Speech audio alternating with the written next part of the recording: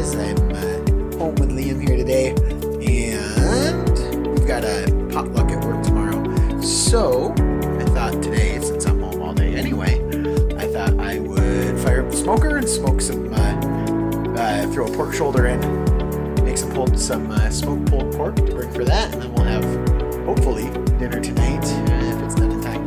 Otherwise, if I make enough at a time, we'll have dinner for a couple of days. So there's pork shoulder. I get them from Sam's Club. It's actually two. It's really two. The price is great. They're usually like $1.68 a pound, something like that. Cheap cost, and the meat's great. It's delicious. So I'll buy 2 or 3 of them, throw them in the freezer. So I actually I should have pulled this out last night and I forgot. So I just got this pulled out and I got it in some water in the sink there trying to thaw.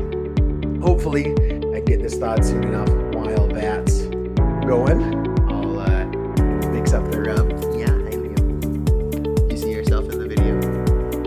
Yeah. So we'll get the rub mixed together and fire up the smoke. Walking here, I realized that I didn't have any cumin for the spice rub, so we had to walk down to the local grocery store and grab some here. But I realized while I was there, I could just pick up a thawed pork shoulder. So I just picked up one new one. I'll throw the other one back in the freezer here. So we'll smoke the new one. But while I was out here, Liam and I were noticing that it is truly fall. We've got the leaves changing colors. Back there. So just thought I'd share one of the perks of living in Minnesota in the fall. So enjoy. When we get back, we'll mix up the rub, fire up the smoker, get some pork cooking. Basics of the rub I use for pulled pork or ribs, really. Brown sugar, cumin, chili powder, paprika, pepper, salt, onion powder, garlic powder, and ground coffee. That's kind of a kicker. That's quite good. Now, I'm kind of a wimp when it comes to spice, so I only put a little chili powder in. I don't put a ton, but I'll show you here in a minute. I'm not really much of a measurer either. I kind of eyeball it, so I'll show you here what I do. Let me get a tripod set up, and we'll start mixing it.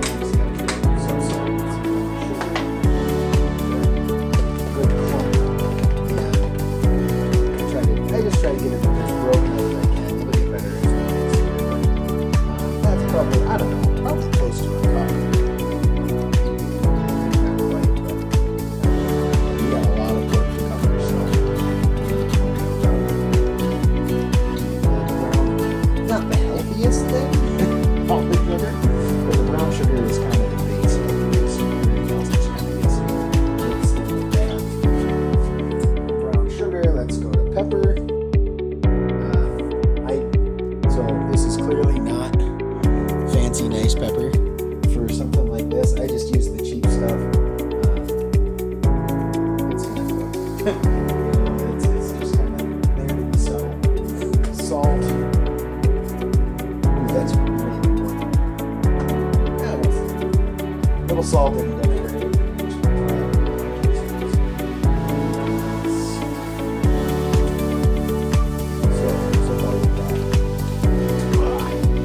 sugar, salt, pepper, garlic powder.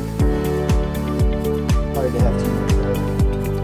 And again, a lot of it's going to go in the smoker. Probably 10, 12, 15 hours. So a lot of these flavors are going to put off. Onion powder. Now, one thing I've done before, instead of garlic powder, I mixed up whole cloves of garlic and roughly garlic clove-sized chunks of onions. Cut little slits in the shoulder, in the pork shoulder, and then just stuck them right down into the slit, so it kind of cooked down inside of the meat. I thought that was pretty good, but it takes a little more work. Like I said, this is for a potluck. I don't want to spend all day on this one.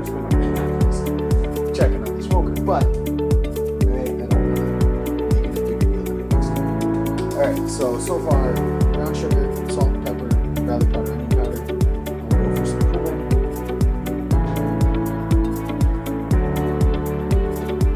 Paprika.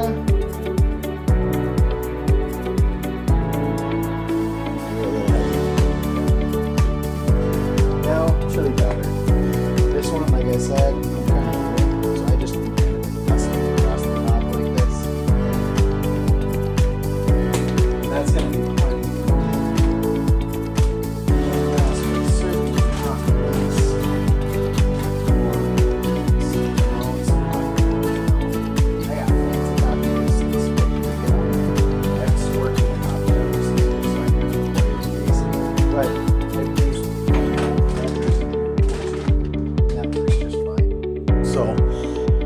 Alright, we got everything in there. Now we're just going to mix it all together, and then we'll kind of go from there and see what we need more of.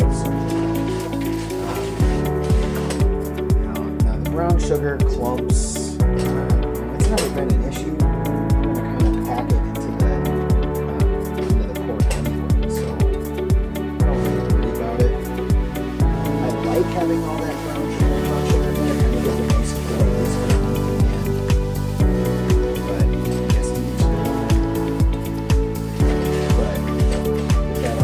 Up.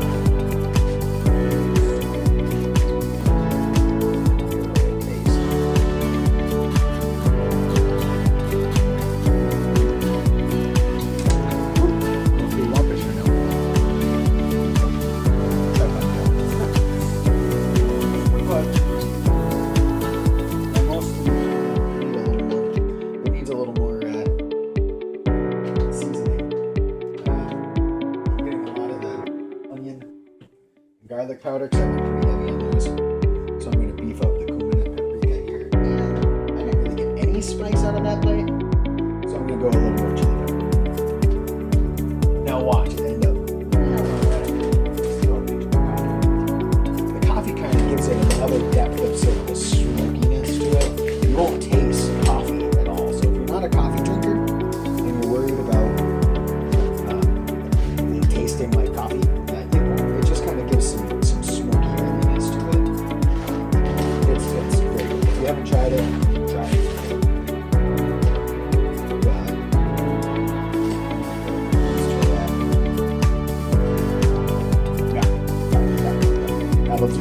Now, one thing I do like to do before I start getting my hands on it is I've got just a little one of these little spice shaker jars. Whenever I make rub, I just kind of pop it off with mix. My spice rubs are almost never the same twice, which is part of what I like about it. You know, yeah, you could measure and have exactly the same every time, but I'd rather some variety. So I like to keep about that much of it in the cupboard, and I'll use that for grilling burgers or chicken or something. You know, quick, just want a quick dinner. Flavor in it. I'll use that. So I'm a little worried this isn't going to be enough. In fact, I'm almost positive this isn't going to be enough. So I'm just going to mix up some more. I don't want to watch it all over again. So I'll kill the camera and I'll bring you back when you're ready for shoulders. Told you I was doing a lot of meat. So this from the grocery store, or this is what I get from Sam's store. This is basically what they use. It's wrapped in heavy-duty plastic instead of tube. So, this is my smoker's big enough. I figure I might as well do it all. So, this is sort of my standard when I run through the smoker. Sometimes I'll do a rack of ribs on top of this, so because this stuff freezes great. But here's the key, right? A nice layer of plain old, junky, nothing fancy yellow mustard on top of the meat before you start to rub. Now, I don't like mustard on its own generally. I don't really like the flavor, but it doesn't, you won't taste it at all in the final product here. The mustard flavor will all cook off.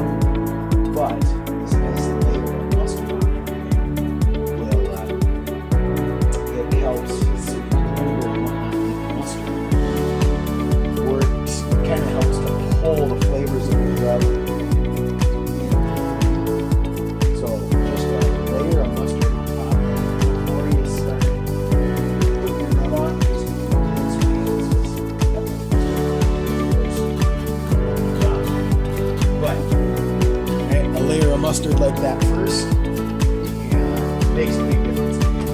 So then I'm just going to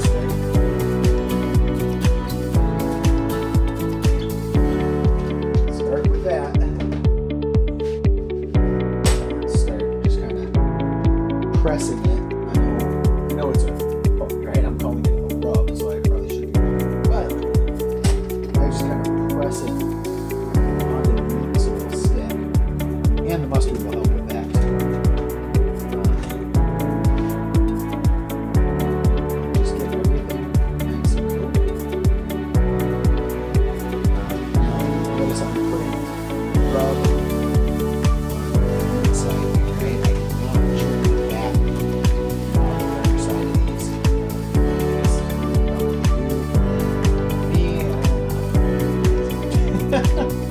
So I don't put that side down. A lot of that just cooks off. I suppose it's put that side up as well. All of those drippings going down into the meat instead of dripping off of the meat. But I figure this way more of my rub is going to stick. Rest of that's going to fall off. And that's going to give me, I think, as much flavor. I don't know. I don't know if it's going to be a different flavor, I guess. I think my wife's at work today. I'm getting this rub all over the floor. Gives me time to get that cleaned up before she gets home. Alright. Yeah, rub on there. I got a little left, so I'm just going to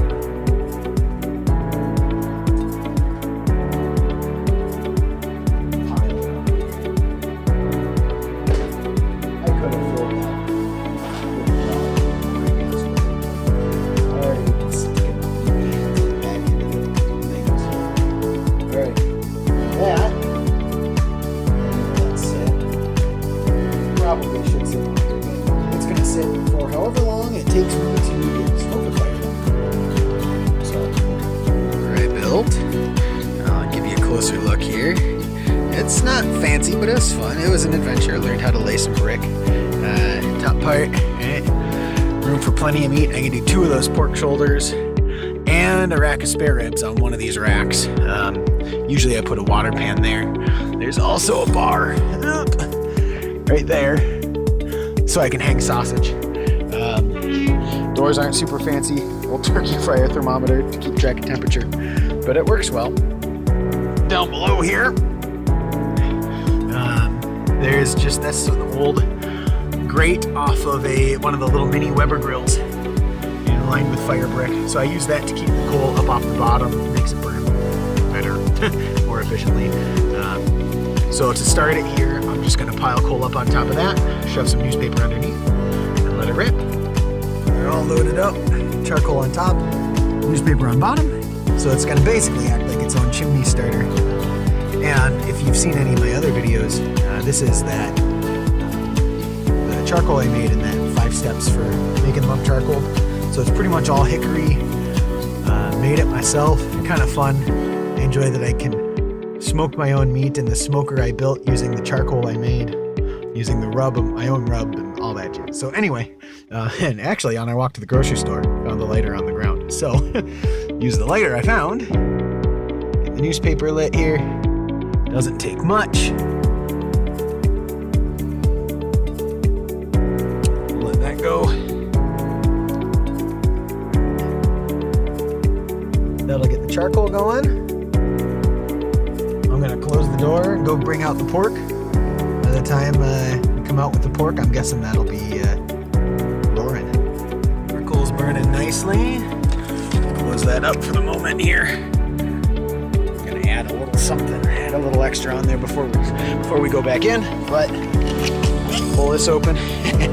Plenty of smoke coming out. There's our pork. And we're gonna stick it right on the top shelf. It's in the smoker, fire's burning. I'm gonna add this. This is a big piece of hickory that didn't quite fully convert to charcoal.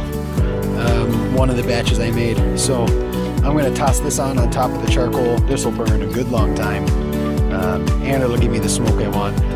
I've got some oak down there that I might add in as well, but we'll start with this. Otherwise, meat's in the smoker. We're already up to 150. Fire's only been going about 5 minutes. Aiming for about 225, but we'll let it cook for a while and then we'll come back. We'll check on it in, half an hour, 45 minutes. About 10 o'clock this morning. It's about 3:30 now, so these have been smoking for what, 5.5 hours or so. Just put a thermometer in there. They're looking great. Oop, little windy. And so we're sitting at about, a little over 160. We got a ways to go. I shoot for 200 on these before I pull them out. At 160, it's cooked. It'd be safe to eat, but if I give it a little longer, it'll. If I let it go to 200, then it'll actually be more of a fall apart, melt in your mouth kind of stuff. But look how good that's looking good. Oh, it's gonna be delicious. All right.